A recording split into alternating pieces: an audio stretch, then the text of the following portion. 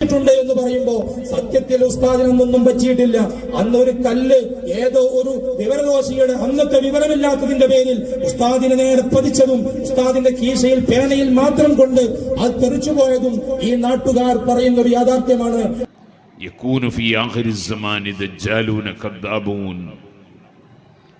അന്ത്യനാളിൽ കബളിപ്പിക്കുന്നവര് വരും, ധാരാളം കളവ് പറയുന്നവര് വരും.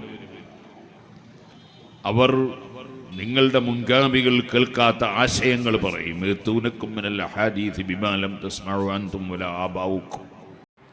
അസ്സലാമു അലൈക്കും വറഹ്മത്തുള്ളാഹി വബറകാതുഹു. പ്രിയപ്പെട്ട സഹോദരങ്ങളെ, സുഹൃത്തുക്കളെ, മീഡിയ ഫോക്കസിലേക്ക് ഏവർക്കും ഹൃദ്യമായ സ്വാഗതം.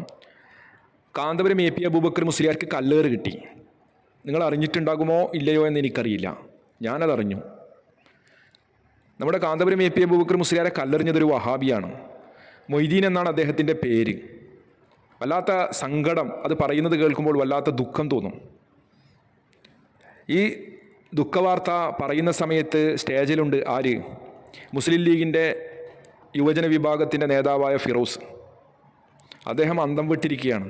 എന്താണ് ഞാനിത് കേൾക്കുന്നത്? എൻ്റെ ജീവിതകാലത്ത് ഞാൻ ഇതുവരെ ഇങ്ങനെ ഒരു സംഭവം കേട്ടിട്ടില്ലല്ലോ എന്ന മട്ടിൽ അദ്ദേഹം ഇരിക്കുകയാണ്. അതേ സ്റ്റേജിൽ തന്നെ സാക്ഷാൽ ശ്രീമാൻ കാന്തപുരം തിരുവടികളുമുണ്ട്. അദ്ദേഹത്തിനുണ്ടായ അനുഭവം ആദ്യമായാണ് കേൾക്കുന്നത് എന്ന് തോന്നുന്നു. അദ്ദേഹത്തിന് വല്ലാത്ത സങ്കടം തോന്നി, വല്ലാണ്ട് ദുഃഖം തോന്നി. അദ്ദേഹം പൊട്ടി കരയുകയാണ്. അദ്ദേഹത്തിൻ്റെ കണ്ണുനീർ ഇങ്ങനെ ചാലിട്ടൊഴുകയാണ്.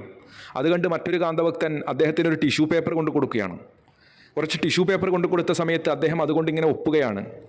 അത് കണ്ടു നിന്ന്, അല്ലെങ്കിൽ ആ ഒരു രംഗം കാണുന്ന എൻ്റെ മനസ്സിൽ തോന്നിയത്, ഇദ്ദേഹം കരഞ്ഞ് അദ്ദേഹത്തിൻ്റെ കറാമത്ത് പ്രകാരം അവിടെ വെള്ളപ്പൊക്കം ഉണ്ടാക്കുമോ എന്ന് പേടിച്ചിട്ടാവണം അത്രയും ടിഷ്യൂ പേപ്പർ വാരി അദ്ദേഹത്തിൻ്റെ കയ്യിൽ കൊടുത്ത് പെട്ടെന്ന് തന്നെ അതൊക്കെ ഒപ്പിയെടുക്കാൻ വേണ്ടി പറഞ്ഞത് എന്ന് തോന്നുന്നു.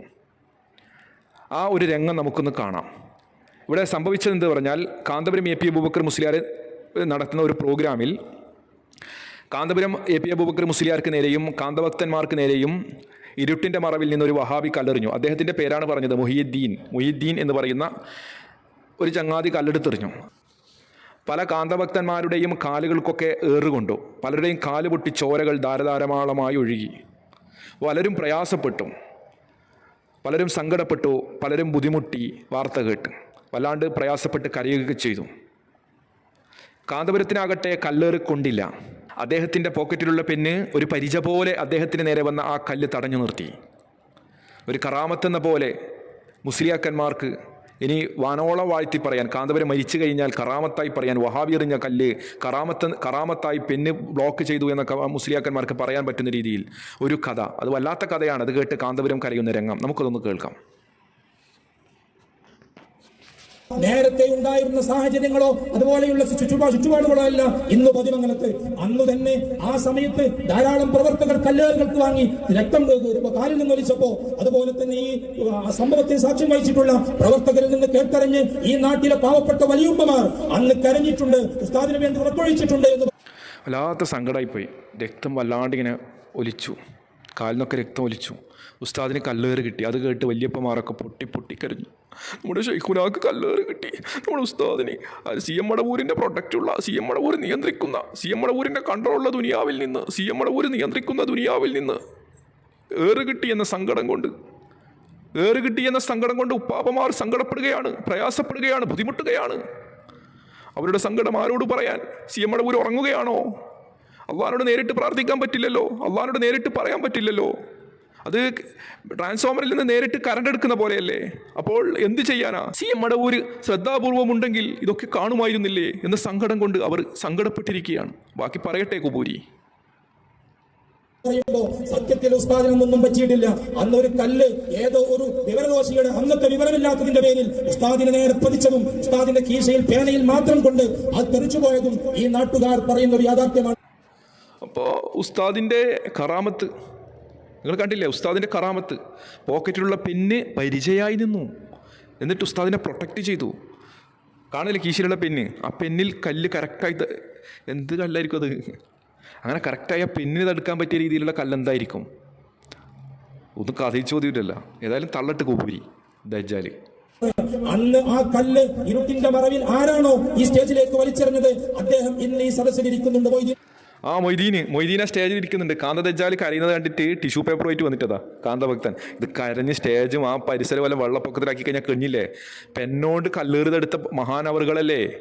ബാക്കി തള്ളട്ടെ. മൊയ്തീനാണ് അത്ര കല്ലെറിഞ്ഞത്.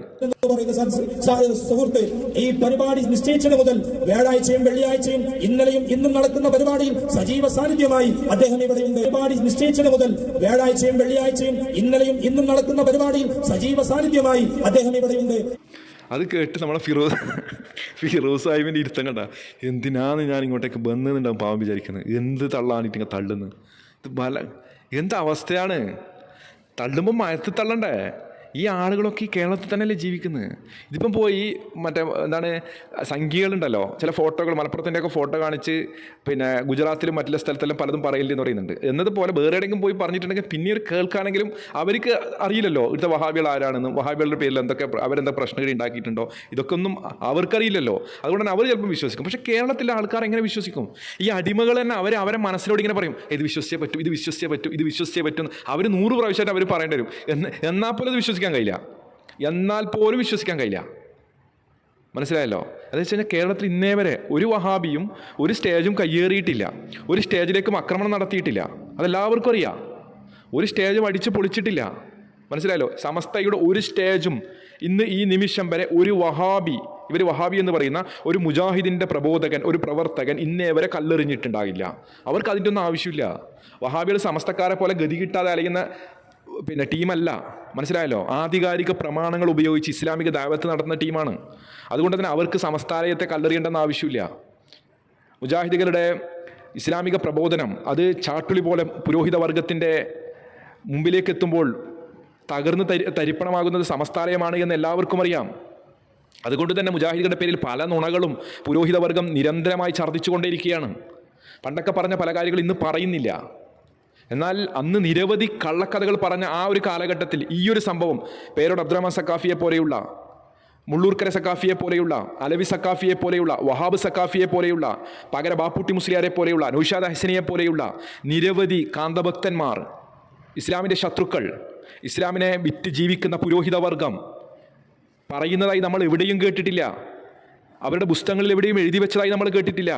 എന്നാൽ ഇവർ അങ്ങോട്ടും ഇങ്ങോട്ടും എ പിയും ഇ കെയും തമ്മിൽ, എ പി സമസ്തയും ഇ കെ സമസ്തയും തമ്മിൽ തല്ലിയതും കൊന്നതിൻ്റെയും കണക്കുകൾ അവരുടെ പുസ്തകങ്ങളിൽ നമ്മൾ കണ്ടിട്ടുണ്ട്, അവരുടെ പ്രഭാഷണങ്ങളിൽ നമ്മൾ കേട്ടിട്ടുണ്ട്. പക്ഷേ മുജാഹിദുകൾ സമസ്ത പുരോഹിതന്മാർക്ക് നേരെ അക്രമങ്ങൾ അയച്ചുവിട്ടത് എവിടെയും ഞങ്ങൾ കേട്ടിട്ടില്ല. ഇപ്പോൾ പുതുതായി പുരോഹിതൻ പറയുകയാണ്. അത് കേട്ട് ഈ മുതൽ കരയുകയാണ്. ഇത് കേട്ട് ഭക്തന്മാരൊക്കെ അന്തം വിട്ടിരിക്കുകയാണ്. ഉളുപ്പ് എന്ന് പറയുന്നുണ്ടല്ലോ, അതില്ലേ? റഹ്മത്തുള്ളാഹി കാസിമി ചോദിച്ച സഹോദരങ്ങളെ ഒന്ന് ഓർത്തു നോക്കണം നിങ്ങൾ. കേരളക്കരയിൽ വഹാബികളെങ്ങാനും ഒരു വഹാബി പ്രവർത്തകൻ, ഒരു സെലഫി പ്രബോധകൻ കാന്തഭക്തനെ നേരെ കല്ലെറിഞ്ഞിട്ടുണ്ടെങ്കിൽ അദ്ദേഹം ഇന്ന് ഇവരുടെ കൂട്ടത്തിൽ ഇരിക്കുന്നുണ്ട് എന്ന് പറഞ്ഞാൽ മൊയ്തീൻ ഇവരെ സമസ്താലയത്തിലേക്ക് ചേക്കേറി. അന്ന് കാന്തപുരം ഷെയ്ഖുന പ്രാർത്ഥിച്ചു വത്തെ അവന് ഹിദായത്ത് കിട്ടണേ എന്ന്. അങ്ങനെ ആ പ്രാർത്ഥനയുടെ ഫലമായിട്ടാണത്രേ, ഫലമായിക്കൊണ്ടായിരിക്കാം എന്നൊക്കെയാണ് പറയുന്നത്. ആര്? ഈ പറയുന്ന മൊയ്തീൻ സമസ്താലയത്തിലേക്ക് ചേക്കേറിയത്, ഈ ഷിർക്കിൻ്റെ കൂടാരത്തിലേക്ക്, തൗഹീദിൽ നിന്ന് ഷിർക്കിൻ്റെ കൂടാരത്തിലേക്ക് കൂപ്പുകുത്തിയത്. പുരോഹിതൻ പറയുകയാണ്, നിങ്ങൾ കേട്ടു നോക്കൂ. നിശ്ചയിച്ചത് മുതൽ വ്യാഴാഴ്ചയും വെള്ളിയാഴ്ചയും ഇന്നലെയും ഇന്നും നടക്കുന്ന പരിപാടിയിൽ സജീവ സാന്നിധ്യമായി അദ്ദേഹം ഇവിടെയുണ്ട്. അദ്ദേഹം പറയുന്നു, അന്ന് ഞാനൊരു വഹാബി ആശയക്കാരനായിരുന്നു, ഇന്ന് ഞാൻ ഇവിടെ ഇരിക്കുമ്പോൾ ഞാനൊരു സുന്നി പ്രസ്ഥാനത്തിന്റെ ആ വലിയ പ്രവർത്തകനായിട്ടാണ് ഇരിക്കുന്നത്. കേട്ടില്ലേ? വലിയ പ്രവർത്തകനായിട്ടാണ് ഇന്ന് സമസ്താലയത്തിൽ അദ്ദേഹം ചേക്കേറിയിട്ടുള്ളത്. കാന്തഭക്തൻ്റെ അടിമയായിക്കൊണ്ടിങ്ങനെ ജീവിക്കുകയാണിപ്പോൾ എന്നാണ് അദ്ദേഹം പറഞ്ഞു വരുന്നത്. എവിടെ അങ്ങനെ ആക്രമണം നടന്നു? ഇപ്പോൾ ഇദ്ദേഹം ഈ മൊയ്തീൻ എന്ന് പറയുന്ന സാധനം, അവൻ ആ ഒരു ദജ്ജാൽ, കാന്ത ദജ്ജാലിനെ കല്ലെറിഞ്ഞിട്ടുണ്ടെങ്കിൽ ഇപ്പോൾ ഈ ദജ്ജാൽ ഇവിടുന്ന് അലറി നിലവിളിച്ച് പറയുന്നുണ്ടല്ലോ, അത് കേട്ടത് കൊണ്ട് ചോദിക്കുകയാണ്, ഈ ശബ്ദം കേൾക്കുന്ന ഏത് കുബൂരിക്കും ഈ വീഡിയോയുടെ കമൻറ്റ് ബോക്സിൽ വന്ന് പറയാം, ഈ മൊയ്തീൻ എന്ന് പറയുന്ന സാധനം, ആ ദജ്ജാൽ കേരളത്തിൽ പ്രവർത്തിക്കുന്ന മുജാഹിദ് സംഘടനയിൽ ഏത് സംഘടനയിൽ പ്രവർത്തിക്കുന്നവനാണ്? മനസ്സിലായല്ലോ, ഏത് സംഘടനയിൽ പ്രവർത്തിക്കുന്നവനാണ്, ഇല്ലെങ്കിൽ പ്രവർത്തിച്ചവനാണ്. ഇപ്പോൾ കാന്ത ദജ്ജാലിൻ്റെ അടിമയാണല്ലോ, ഏത് മുജാഹിദിൻ്റെ സംഘടനയിൽ പ്രവർത്തിച്ചവനാണ്? ഒന്ന് നിങ്ങളത് പറഞ്ഞു തരണം. രണ്ടാമത്തെ ചോദ്യം, അവൻ അങ്ങനെ മുജാഹിദിൻ്റെ സംഘടനയിൽ പ്രവർത്തിച്ചിട്ടുണ്ടെങ്കിൽ ഏത് സംഘടനയായാലും അതിന് മണ്ഡലം, യൂണിറ്റ്, അങ്ങനെയൊക്കെ ഇതുണ്ടല്ലോ, ഏത് ജില്ലക്കാരനാണ്, ഏത് മണ്ഡലത്തിലാണ് അദ്ദേഹം പ്രവർത്തിച്ചത്, അതല്ലെങ്കിൽ ഏത് യൂണിറ്റിലാണ് അദ്ദേഹം പ്രവർത്തിച്ചത്, ഏത് ശാഖയിലാണ് അദ്ദേഹം പ്രവർത്തിച്ചത് എന്നും നിങ്ങൾ പറഞ്ഞു തരണം. ഞങ്ങൾക്കറിയണം. ഞങ്ങളുടെ പണ്ഡിതന്മാർ ഞങ്ങൾക്ക് നൽകിയ നിർദ്ദേശം എന്ന് പറയുന്നത് ഒരിക്കലും നിങ്ങൾക്ക് നേരെ, നിങ്ങൾ അക്രമം ഇങ്ങോട്ടേക്ക് അഴിച്ചു വിട്ടപ്പോൾ പോലും നമ്മളോട് തിരിച്ച് പ്രത്യാക്രമണം നടത്തരുത് എന്നാണ്. അവരോട് തിരിച്ചടിക്കരുത് എന്നാണ്. മനസ്സിലായല്ലോ? അത് നിങ്ങളെ സമസ്താലയത്തിലെ പുരോഹിത വർഗത്തെ തലയിൽ കെട്ടിട്ട് തമ്മാടികളെ കണ്ട് പേടിച്ചിട്ടല്ല, അത് നമ്മുടെ സിസ്റ്റം അല്ലാത്തത് കൊണ്ടാണ്. നമ്മൾക്ക് അങ്ങനെയല്ല പഠിപ്പിച്ചു തന്നിട്ടുള്ളത്. നമ്മളെ ആക്രമിക്കാൻ വന്നവരെ പോലും തിരിച്ചങ്ങോട്ടേക്ക് ആക്രമിക്കരുത് എന്ന് പഠിപ്പിക്കുന്ന മുജാഹിദിൻ്റെ നേതാക്കന്മാർ ഉള്ളിടത്തോളം കാലം ഒരിക്കലും സമസ്താലയത്തിലെ ഈ പറയുന്ന കക്കൂസിലേക്ക് കല്ലെറിയാൻ വേണ്ടി ഒരാൾ നിൽക്കില്ല. ഈ വൃത്തികെട്ട കൂടാരത്തിലേക്ക് കല്ലെറിയാൻ ഒരിക്കലും മുജാഹിദുകാരൻ നിൽക്കില്ല. ഉളുപ്പില്ലാതെ പച്ചക്കളവ് സ്റ്റേജിൽ നിന്ന് വിളിച്ചു പറയുന്നു ഒരു ദജ്ജാല്, അത് കേട്ട് മൂങ്ങുന്നു മറ്റൊരു ദജ്ജാല്. മനസ്സിലായല്ലോ? നാണമില്ലേ എന്ന് ചോദിക്കുന്നില്ല. നാണവും മാനവും ഇല്ലാത്തവന് എന്ത് നാണം? അവനോട് ചോദിക്കുന്നതിന് പ്രസക്തി ഇല്ലല്ലോ. ഇവിടെ കേരളക്കരയിൽ ഈ രീതിയിൽ ആക്രമണം നടത്തിയത് ആരാണ്? കുറേ കാന്തഭക്തന്മാരുടെ കാല് പൊട്ടി രക്തങ്ങൾ ഇങ്ങനെ ഒഴുകിയെന്നല്ല പറഞ്ഞത്. ഏത് കാന്തഭക്തൻ്റെയാണ് കല്ലേറ് കൊണ്ട് രക്തമൊഴുകിയത്? എന്നാൽ ഈ കുബൂരികൾ നടത്തിയ നരനായാട്ട് നിങ്ങൾക്ക് ഞാൻ കാണിച്ചു തരാം. നിങ്ങൾ ഓരോന്നോരോന്നായി കണ്ടോ. ഇത് കാഞ്ഞങ്ങാട് നടന്നതാണ്. എല്ലാവരും അടങ്ങിയിരിക്കുക, ആരും ബഹളമുണ്ടാക്കരുത്, എല്ലാവരും ശാന്തരായിരിക്കുക, ദയവ് ചെയ്ത് ആരും തന്നെ. നിങ്ങൾ അവിടെ നിന്ന് അനൗൺസ് ചെയ്യുന്നത് കേട്ടോ? മുജാഹിദിന്റെ പണ്ഡിതന്മാർ വിളിച്ചു പറയുകയാണ്, ആരും തന്നെ ഇവിടെ അലമ്പുണ്ടാക്കരുത്, എല്ലാവരും അവിടെ ശാന്തമായിരിക്കുക. മനസ്സിലായി? ശാന്തമായിരിക്കുക എന്നാണ് പറയുന്നത്. അല്ലാതെ തലയിൽ കെട്ടിയിട്ട് കുറെ തമ്മാടികൾ അവിടെയുണ്ട്, അടിച്ച് അവരുടെ കരണക്കുറ്റി പൊട്ടിക്കുക എന്നല്ല പറയുന്നത്, അല്ലെ തച്ച് മതിലിന് പറ്റിച്ച എന്നല്ല പറയുന്നത്. എല്ലാവരും ശാന്തമായിരിക്കുക എന്നാണ് പറയുന്നത്. ഇനി അടുത്ത വീഡിയോ, ഇത് കുറേ ഉണ്ട്, ഇതുപോലെ നിരവധിയുണ്ട്. ഇത് ബഹുമാന്യനായ പണ്ഡിതൻ ഹുസൈൻ സലഫി നടത്തുന്ന പ്രഭാഷണത്തിൽ പോലും കല്ലെറിയുകയാണ്, തുരുതുരാ കല്ലെറിയുകയാണ്. നിരവധി ആളുകളുടെ തല പൊട്ടി ചോരയൊലിക്കുകയാണ്. സ്റ്റേജിലേക്ക് തുരുതുരാ കല്ലെറിയുന്നു. ഒടുക്കം കൊണ്ട് ഹുസൈൻ സലഫിയെ സംരക്ഷിച്ചുകൊണ്ട് ആളുകൾ കസേര പിടിച്ചു നിൽക്കുന്ന ഒരു രംഗമാണ്. നിങ്ങൾ കണ്ടു നോക്കൂ. അദ്ദേഹത്തിന്റെ സംസാരവും നിങ്ങളൊന്ന് കേൾക്കുക. ആചാരങ്ങളെ നമ്മളും സ്വീകരിക്കുക, നമ്മുടെ ആചാരങ്ങളെ അവരും സ്വീകരിക്കുക. ഈ നിലക്ക് മതസൗഹാർദ്ദത്തിന് പുറപ്പെട്ടാൽ ഇവിടെ സൗഹാർദ്ദമേ ഉണ്ടാവുകയുള്ളൂ, മതമുണ്ടാകില്ല. വിളക്ക് കൊളുത്തിയതിനെ ന്യായീകരിച്ചുകൊണ്ട് അതേ അഭിവാദ്യങ്ങൾ അർപ്പിക്കുന്ന സഹോദരാ, മതസൗഹാർദ്ദം എന്ന് പറയുന്നത് അവരവരുടെ വിശ്വാസങ്ങളിൽ ആചാരങ്ങളിൽ ഉറച്ചു നിന്നുകൊണ്ട് സ്നേഹത്തോടെ മുന്നോട്ട് പോകലാണ്. ഇതാണ് എനിക്ക് എൻ്റെ സഹോദരങ്ങളെ ഉണർത്തുന്നത്. അതുകൊണ്ട് സഹോദരങ്ങളെ, ഇസ്ലാമികമായ നിലക്കുള്ള നമ്മുടെ ഓരോരുത്തരുടെയും ബാധ്യതകൾ നാം അത് നിർവഹിക്കണം. ഇസ്ലാമാണ് ഏറ്റവും കൂടുതൽ ഇന്ന് ചർച്ച ചെയ്യപ്പെടുന്ന വിഷയം. അത് ശരിക്കും പഠിക്കുകയും വിലയിരുത്തുകയും മനസ്സിലാക്കുകയും ചെയ്തുകൊണ്ട് ഇസ്ലാമിന്റെ സുന്ദരമായ ആദർശങ്ങളിലേക്ക്, ആശയങ്ങളിലേക്ക് വരാൻ വാശി വെടിഞ്ഞുകൊണ്ട്, വൈരാഗ്യം വെടിഞ്ഞുകൊണ്ട് എൻ്റെ പ്രിയപ്പെട്ട സഹോദരന്മാരെ, സഹോദരിമാരെ, നിങ്ങൾ ശ്രദ്ധിക്കണം, നിങ്ങൾ ശ്രമിക്കണം. നിങ്ങളുടെ തെറ്റിദ്ധാരണകൾ മാറ്റിവെച്ചുകൊണ്ട് ഞാൻ ഈ പറഞ്ഞ കാര്യങ്ങളുടെ വസ്തുതകളെ നിങ്ങൾ അന്വേഷിച്ചറിയണം, അത് പഠിക്കണം. ജീവിതത്തിൽ പടച്ച റബ്ബിനെ ഭയപ്പെടണം. എന്തിനാണ് നമ്മൾ ഈ പ്രസംഗിക്കുന്നത്? ആരോടെങ്കിലും വാശി തീർക്കാനാണോ? കുഴപ്പമുണ്ടാക്കാനാണോ? അല്ല അല്ല, എനിക്കും നിങ്ങൾക്കും പോയി കിടക്കാനുള്ള, പോയി നിന്ന് മറുപടി പറയാനുള്ള ഒരു ദിവസമുണ്ട്.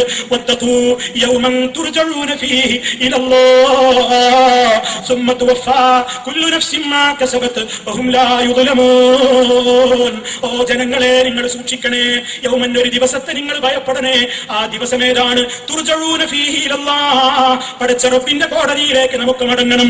ഈ പ്രസംഗിക്കുന്ന സാധുവായ എനിക്കും റബ്ബിനെ കാണണം, ഇവിടെ ശാന്തമായി ഇരിക്കുന്നവർക്കും കാണണം, ബഹളം കൂട്ടുന്നവർക്കും മരിച്ചു പോകണം, എല്ലാവർക്കും അല്ലാഹുവിന്റെ കോടതിയിലെത്തണം. പടച്ച റബ്ബ് നമ്മളോട് ചോദിക്കുമ്പോൾ നിങ്ങളുടെ വിശ്വാസം നിങ്ങൾ എന്തേ ശരിയാക്കാഞ്ഞത്? അലം യൗതികും നദീർ, നിങ്ങൾക്ക് മുന്നറിയിപ്പുകാരി വന്നിരുന്നില്ലേ എന്ന് ചോദിക്കുമ്പോൾ അതിനെതിരെ ശരിയായ നിലക്കുള്ള മറുപടി പറയാൻ ഏത് നിലക്കാണ് പ്രിയമുള്ളവരെ നമുക്ക് സാധിക്കുക? ഇത് ശരിക്കും നമ്മൾ മനസ്സിലാക്കണം. ആ ഒരു പ്രത്യേകമായ അവസ്ഥ നമ്മുടെ മനസ്സിലുണ്ടാകണമെന്ന് ഓർമ്മപ്പെടുത്തിക്കൊണ്ട് ഞാൻ അവസാനിപ്പിക്കുകയാണ്. അല്ലാഹു റബ്ബുൽ ആലമീൻ നമ്മെ കാത്തുരക്ഷിക്കുമാറാകട്ടെ. എല്ലാവർക്കും നന്ദി രേഖപ്പെടുത്തുന്നു. സർവശക്തൻ നമ്മെ അനുഗ്രഹിക്കുമാറാകട്ടെ. اللهم ربنا تقبل منا انك انت السميع العليم. اللهم انا نجعلك في نحورهم ونعوذ بك من شرورهم. اللهم انا نجعلك في نحورهم ونعوذ بك من شرورهم. اللهم ربنا تقبل منا انك انت السميع العليم وتب علينا انك انت التواب الرحيم واغفر لنا انك انت الغفور الرحيم. اللهم توفنا مسلمين والحقنا بالصالحين والحمد لله رب العالمين والسلام عليكم ورحمة الله. കണ്ടില്ലേ സഹോദരങ്ങളെ, ഇനിയും നിരവധി വീഡിയോകളുണ്ട്. ഇതേപോലെ തലയ്ക്കെട്ട് കെട്ടിയ തമ്മാടികളായ പുരോഹിത വർഗം മുജാഹിദ് സ്റ്റേജിലേക്ക് കല്ലെറിയുന്ന, അക്രമങ്ങൾ അയച്ചുവിടുന്ന ബഹുമാന്യനായ പണ്ഡിതൻ ഹുസൈൻ സലഫിക്ക് നേരെ അദ്ദേഹം നടത്തുന്ന പ്രഭാഷണ വേദിയിലേക്ക് തുരുതുരാ കല്ലെറിയുകയാണ്. മനസ്സിലായല്ലോ? ഇതുപോലെ കാന്ത ദജ്ജാലിൻ്റെ സ്റ്റേജിലേക്ക് കല്ലെറിയുന്ന വീഡിയോ ഉണ്ടെങ്കിൽ കാണിക്കു കുബൂരികളെ, അതിൻ്റെ ഫോട്ടോ ഉണ്ടെങ്കിൽ കാണിക്കു കുബൂരികളെ, അതിൻ്റെ വാർത്തകൾ വന്നിട്ടുണ്ടാകുമല്ലോ. അതൊന്ന് കാണിക്ക്. സലാഹുദ്ദീൻ അയ്യൂബി എന്ന് പറയുന്ന മുജാഹിദ് പ്രബോധകനെ നേരെ ബോംബെറിഞ്ഞ വർഗം പെട്രോൾ ബോംബെറിഞ്ഞു. അതിൻ്റെ വാർത്തകൾ വന്നില്ലേ പത്രമാധ്യമങ്ങളിൽ? എന്നതുപോലെ നിങ്ങൾക്കുണ്ടല്ലോ സുന്നത്ത് ജമാഅത്ത് എന്ന് പറഞ്ഞ ഒരു ചവറ് പത്രം, അതിലെങ്കിലും വന്നിട്ടുണ്ടാവില്ല. നിങ്ങൾ അതൊക്കെ ഒന്ന് കാണിക്ക്. വെറുതെ പച്ച നോണ സ്റ്റേജിൽ നിന്ന് വിളിച്ചു പറയുക, സകല തമ്മാടിത്തരവും ചെയ്തു വെച്ചിട്ട് വേറൊരു സ്റ്റേജിലേക്ക് ഇതേപോലെ തന്നെ തലയിൽ കെട്ടിട്ട് തമ്മാടികൾ കയറുന്നത് നിങ്ങൾക്കൊന്ന് കാണാം. മുസ്ലിയാക്കന്മാർ ഇരിക്കിൻ, ഇരിക്കിൻ, മുസ്ലിയാക്കന്മാർ ഇരിക്കിൻ, ബഹുമാനപ്പെട്ട മുസ്ലിയാക്കന്മാർ ഇരിക്കിൻ, ബഹുമാനപ്പെട്ട മുസ്ലിയാക്കന്മാർ ഇരിക്കിൻ, ഇരുന്നിട്ട് സംസാരിക്കാം. ഇരിക്കൂ, ഇരിക്കൂ, ഇരിക്കൂ. നാട്ടുകാരെ നിങ്ങൾ കണ്ടില്ലേ മുസ്ലിയാക്കന്മാരുടെ മര്യാദ? നാട്ടുകാരെ നിങ്ങൾ കണ്ടില്ലേ മുസ്ലിയാക്കന്മാരുടെ മര്യാദ? നാട്ടുകാരെ നിങ്ങൾ കണ്ടില്ലേ മുസ്ലിയാക്കന്മാരുടെ മര്യാദ? ഒരു സ്റ്റേജിലേക്ക് കയറി വരിക, സമ്മതമല്ലാതെ അനുവാദം ചോദിക്കാതെ കയറണ്ടെന്ന് പറഞ്ഞു. ഇനി വേറെ കാണിച്ചുതരാം ഒരു മുഖാമുഖം അങ്ങനെ തന്നെ കുളമാക്കുന്നത്. നിരവധി ആളുകളുടെ തലയൊക്കെ പൊട്ടി ചോരയൊലിക്കുകയാണ്. മുഖാമുഖം മലങ്കോളപ്പെടുത്താനോ പോകാത്തത് കൊണ്ടാണ് ഇവർ മുഖാമുഖം നടത്തുന്നത്. നിങ്ങൾക്ക് ഞങ്ങളുടെ മുഖാമുഖം കൊണ്ട് മറുപടി പറയാൻ സാധിക്കുമോ? മുഖാമുഖമല്ലാതെ മറുപടിയില്ല എന്ന് പറഞ്ഞ് ജനങ്ങൾ ഇളക്കിവിട്ട് നിങ്ങൾക്ക് എന്താ മുഖാമുഖം നടത്തിക്കൂടെ എന്ന് ആളുകൾ ചോദിക്കുമ്പോഴാണ് ഞങ്ങൾ മുഖാമുഖം പരിപാടിക്ക് നിർബന്ധിക്കപ്പെടാറുള്ളത്. അത്തരമൊരു ഘട്ടത്തിൽ ഞങ്ങൾ മുഖാമുഖം നടത്തുമ്പോൾ അതിനെ അലങ്കോലപ്പെടുത്തുവാനും ആക്രമിക്കുവാനുമാണ് സുഹൃത്തുക്കളെ ഇപ്പോൾ ഇവിടെ ശ്രമിച്ചിട്ടുള്ളത്. അതുകൊണ്ട് അല്ലാഹു സുബ്ഹാനഹു തആല നമ്മുടെ ഈ ഒരുമിച്ച് കൂടൽ ഒരു പുണ്യകർമ്മമായി സ്വീകരിക്കട്ടെ എന്ന് അല്ലാഹു സുബ്ഹാനഹു തആല നമുക്ക് സത്യമായി മനസ്സിലാക്കുവാനും അതിനെ പിന്തുടരുവാനും തൗഫീഖ് നൽകും. കല്ലേറ് തുടങ്ങിയിട്ടുണ്ട്. ഒരു കാരണവശാലും നമ്മുടെ പ്രവർത്തകർ പ്രകോപിതരാകരുത്. സമാധാനപൂർവ്വം ഈ പ്രോഗ്രാം മുന്നോട്ട് കൊണ്ടുപോകുവാൻ എല്ലാ ആളുകളും അവരവരുടെ സീറ്റിലിരിക്കുക. ഈ പരിപാടി കേൾക്കുവാൻ വേണ്ടി വന്നിട്ടുള്ള നമ്മുടെ മുഴുവൻ പ്രവർത്തകരും തങ്ങളുടെ സീറ്റിലിരിക്കുക. ഇരുട്ടിന്റെ ശക്തികൾക്ക് ആവശ്യം. കേട്ടില്ലേ സഹോദരങ്ങളെ? ഇവിടെ എന്താണ് സ്റ്റേജിൽ നിന്ന് അനൗൺസ് ചെയ്യുന്നത്? നിങ്ങൾ അവിടെ ശാന്തരായിരിക്കൂ, പ്രവർത്തകരെ നിങ്ങൾ ശാന്തരായിരിക്കൂ എന്നാണ്. അതല്ലാതെ അവരുടെ അവരെ അടിച്ചോടിക്കൂ എന്നല്ല പറയുന്നത്, ആക്രമണം ഉണ്ടാക്കൂ എന്നല്ല പറയുന്നത്. ഇങ്ങനെ കൃത്യമായി ഇങ്ങോട്ടേക്ക് ആക്രമിക്കാൻ വന്ന ആളുകളോട് പോലും അങ്ങോട്ട് അറ്റാക്ക് ചെയ്യരുത് എന്ന് പഠിപ്പിക്കുന്ന ഒരു ടീം ഒരിക്കലും ഒരു കാരണവശാലും സമസ്താലയത്തിൻ്റെ കുബൂരി വർഗത്തിൻ്റെ സ്റ്റേജിലേക്ക് കല്ലെറിയില്ല എന്നത് 100% ഉറപ്പാണ്. എന്നാൽ നിങ്ങളുടെ ആളുകൾ ഇങ്ങോട്ടേക്ക് ആക്രമണം നടത്തി എത്രയുണ്ട്?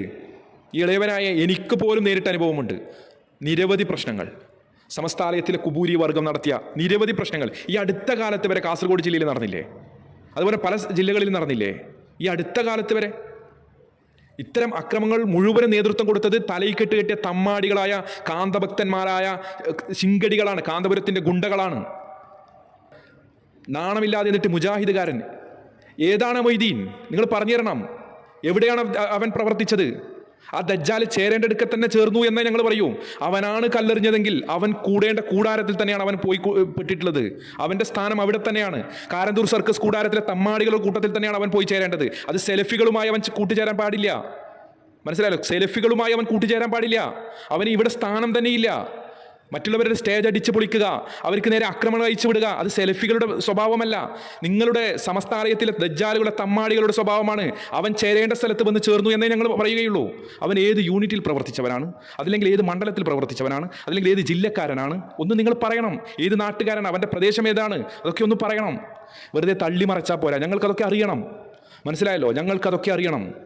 വെറുതെ ഞങ്ങളുടെ പേര് പച്ച നുണയും പറഞ്ഞ് മന്ദബുദ്ധികളായ അടിമകളെ അങ്ങോട്ട് ആവേശം കൊള്ളിക്കാമെന്ന് വിചാരിക്കുന്നുണ്ടെങ്കിൽ ഇവിടെ കൃത്യമായി ഇതിനൊക്കെ മറുപടി പറയാൻ ഞങ്ങളെപ്പോലെയുള്ള അഹ്ലുസുന്നയുടെ മക്കളുണ്ട്.